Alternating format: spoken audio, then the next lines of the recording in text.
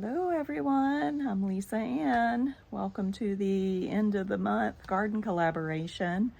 It's actually July 1st and I have been so busy, and I was sitting at my desk trying to get my thoughts together, and I realized today is July 1st. I forgot to post the video.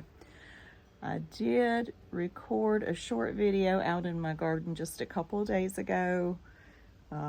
I was really hoping to do some weeding and stuff and get it looking better. But I'm just going to give you the raw footage of what I took just a few days ago. Question of the month is something about organic gardening. I do not have my stuff together. I do garden organically. I've been doing that for about 24 years actually, and I've learned a lot. I think it's just trial and error and figuring out what works and what doesn't. I think I watched Maria from Maria's Simple Living, and she said just persevere. That was her tip for organic gardening. I do agree with that. Yeah, just keep at it, keep learning. One tip that I'll give: if you grow cucumbers and you have cucumber beetles, there's two tips you can try. One is don't plant your cucumbers until after July 4th. The cucumber beetles have already done their thing, laid their eggs, and so they won't be a problem. I've successfully done that. And also plant amaranth. Cucumber beetles prefer that over cucumbers actually, so they will come to the amaranth and leave your cucumbers alone. So that's just one garden tip. Maybe when I've got my act together, we can talk more about organic gardening in the future. Be sure to go check out the hostesses, which is Victoria over at Home Educating the Mad Lads, and then Maria from Maria's Richardson Simple Living. Yeah. Did I say I don't have my act together? I don't.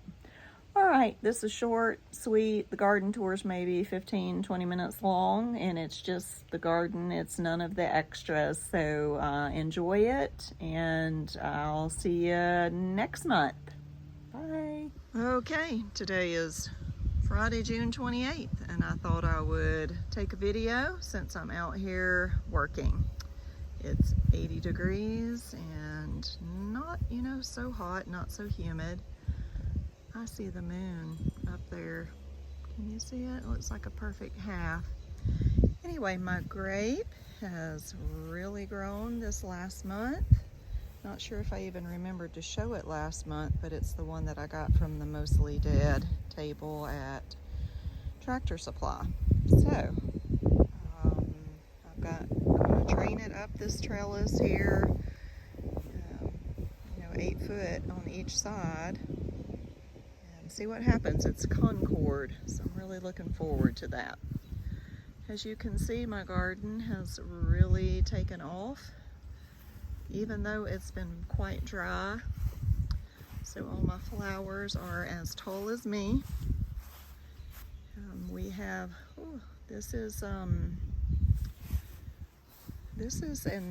amaranth that I cannot remember the name of it. I usually grow the Love Lies Bleeding, which has the long red tassels, but this was called Mayan, but honestly it looks almost like a cross. Not sure, but you can see it growing down through there. And then the Cleome, or the spider flower, in the background. Those are so pretty. I got my original seeds from a friend in Indiana, and I've been saving them ever since. And I also offer those on my Etsy site, which I will link below. Here's the garden balsam. These seeds came from Europe. I tried to find them everywhere and couldn't, and some person on Etsy had them, and they are just beautiful. I will be saving seeds from these. So not sure. Oh, there goes a bee. Don't think you can see it. But you see the little seed pods, and when those dry, they pop open. The reason they're called touch-me-nots is because they'll spring open and sling seeds everywhere. I love these because my grandmother had them when I was very young and they scared me to death. So there's a marigold. They haven't really started flowering yet. I mean, there's some little bitty ones, but they're getting overshadowed by the amaranth. Here's a 4 o'clock, and of course they're not open yet because it's the morning. There's one that was probably open yesterday. But these are pink. Those came from my friend Sharon McEntee. There's plenty of marigolds down there. There's one with a pretty bloom and several buds. I hope that wind is not disturbing the sound too much. So more of the same. Oh, here's this one was supposed to be a bicolor sunflower, coneflower I mean, but it is not, so I won't save seeds from that. Here's some pretty marigolds. They get more sun down here on this end. There's some purple garden balsam. I always have a row of flowers in my garden. Look. So I saved seeds from pink striped zinnias, and I got this.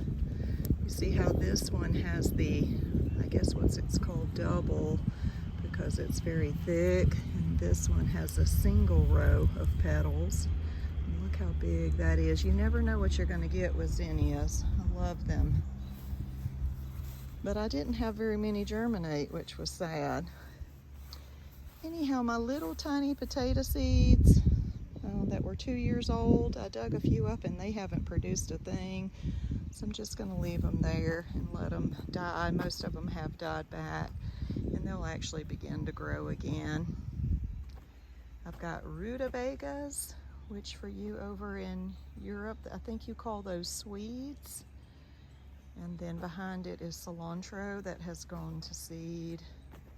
I mean, there's still some good usable leaves of cilantro down at the bottom, but I'll just let it make coriander. I like to take the dried coriander and put it with my black peppercorns in a pepper shaker grinder, and use those because it adds flavor to your food. So my row of beets I've been harvesting on, thinning them out. I posted a photo on Instagram of my beets and greens that were so lovely a couple of weeks ago. This place right here is in desperate need of a watering. I set up my waterer last night, which is way down there, and watered the back half of the garden. I'm going to move it this evening up here and do this part. So I've got just very few carrots in this row. Not sure. I think it was 2 different kinds, so obviously the one down here did better.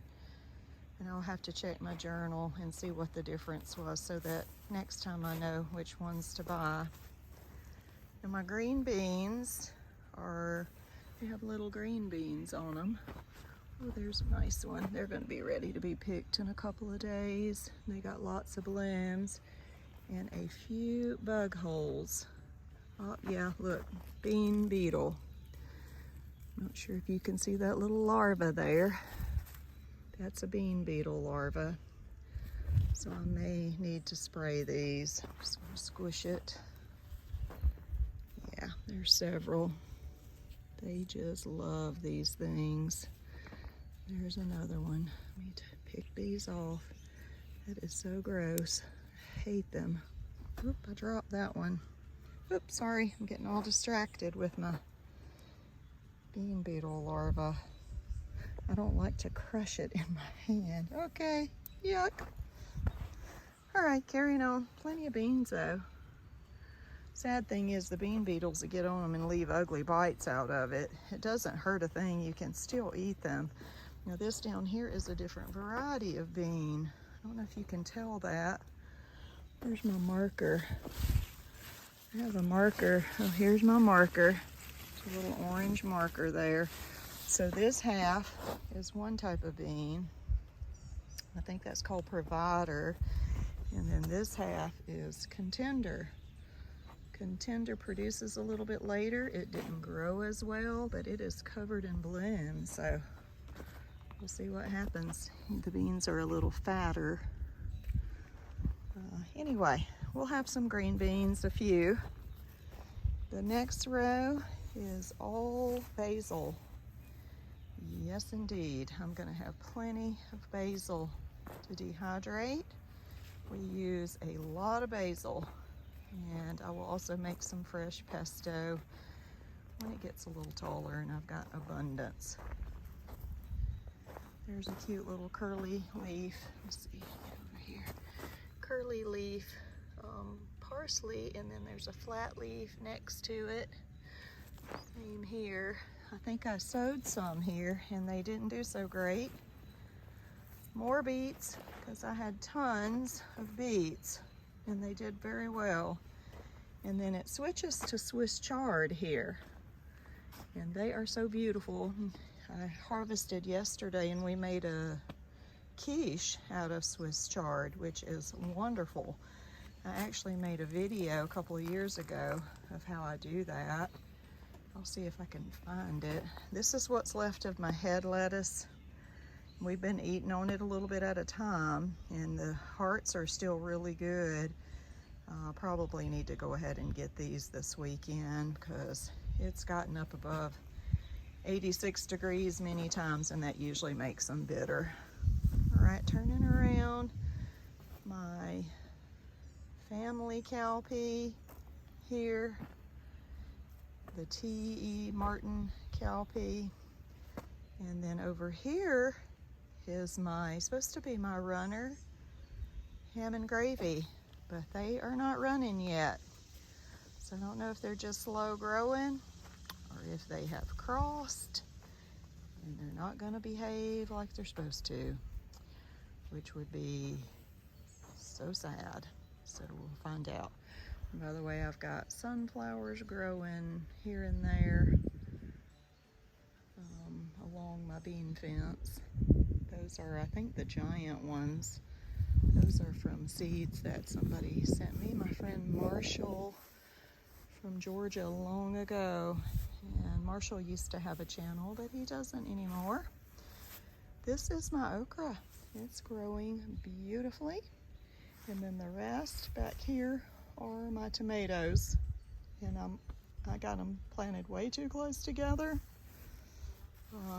But that's okay. They've got lots of blooms. I did get them in late. Most people around here are harvesting tomatoes already. At least I think they are.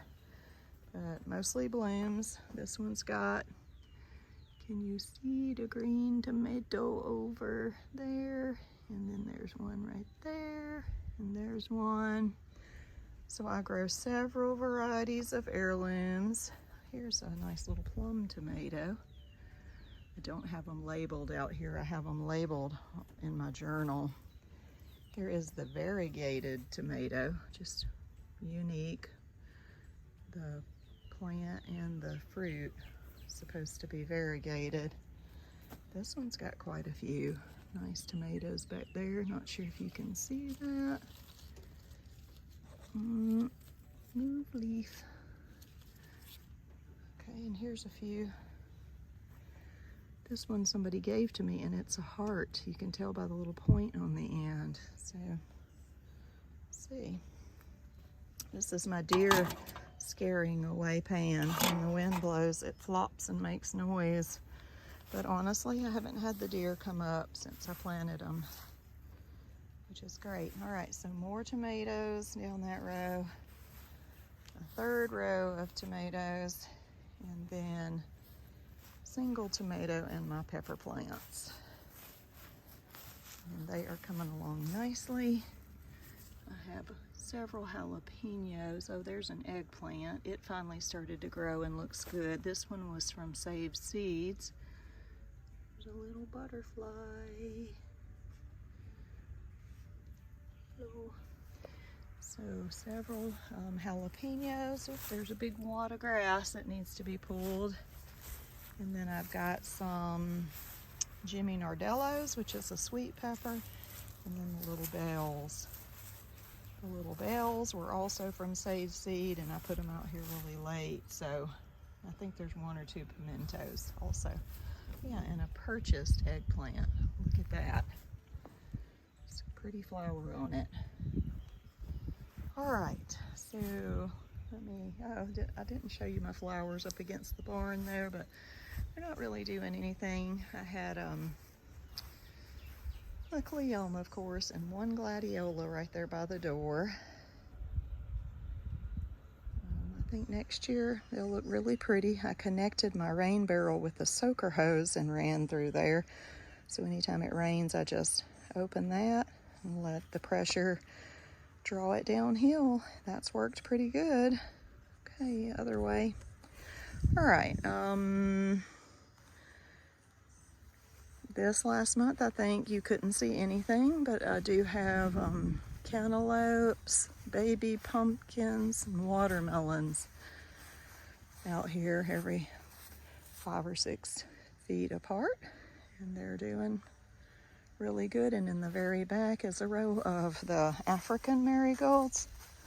I'm gonna walk back here. My daughter, when she comes out and does her chicken chores in the evening, she's actually been watering these for me by hand, which they would not be here if it weren't for that. But this is a whole row of the big, tall African marigolds. I had tons of seeds that I saved from the community garden last year from this kind gentleman named Bob Sanders. And I'll remember him now as long as I grow those. Our blueberries, Gus's blueberries, are doing really good. He bought these premium blueberries from Gurney's, 4 different kind. We have them wrapped up, of course, to keep the deer from biting them. And then one of the branches broke off, and he stuck it in the ground, and he's been watering it, and it actually it has a little leaf on it, so maybe it's putting down some roots, and we'll have a 5th free one. The storm hasn't finished her fence yet, as you see, which is fine. I'm trying to unbury my strawberries from all the grass. The grass has just taken over here. So that's what I'm working on today. And my asparagus is doing good. That was the mostly dead asparagus from Tractor Supply, 3 different varieties. And again, I say I'm going to remove the barrel.